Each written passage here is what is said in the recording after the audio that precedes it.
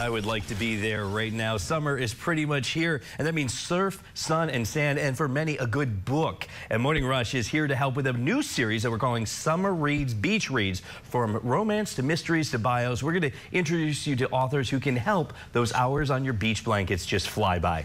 So up first is Robert B. Parker's Bad Influence. It's the latest installment of Boston private investigator Sonny Randall.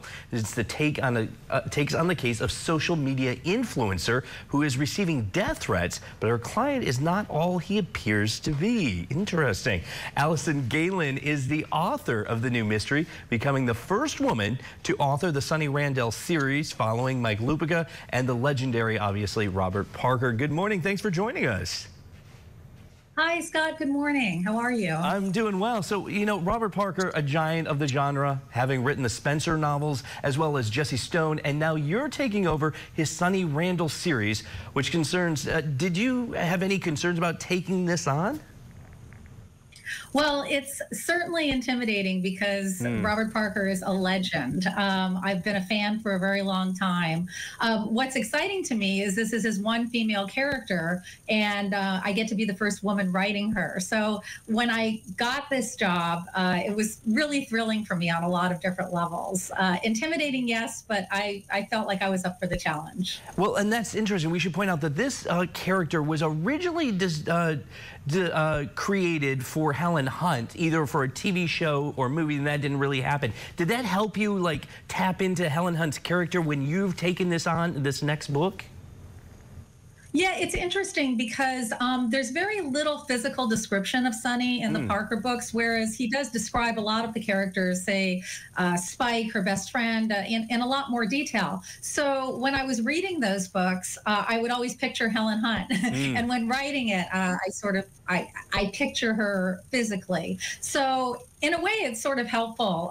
It's a good kind of shorthand as a writer taking over a series to kind of get that visual image and that sort of personality. Yeah, and who knows, maybe this will spike it and get Helen Hunt back in there. We can get these made into TVs or movies. Now, the central characters are social media influencers. That's pretty interesting. And in the book, one of them says, the less complicated your online presence is, the more aspiration you are.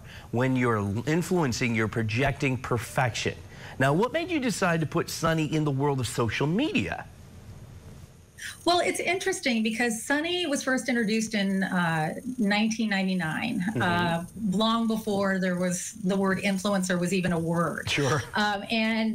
Yeah, and Parker's last book involving Sonny was in 2007, and MySpace was just sort of coming around then.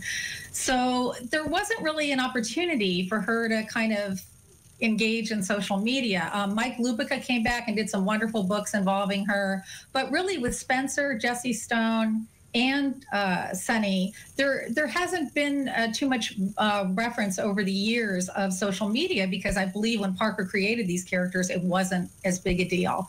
I figured somebody of Sonny's age, Sonny was introduced in 1999, and I think she was probably in her early 30s at that point. And I think she might have aged maybe 5 years in the last 23 years. I wish I could do that. So somebody her age would be involved in social media. So I just sort of wanted to see what her response would be towards towards something that's such a pervasive influence on our lives, especially since the pandemic.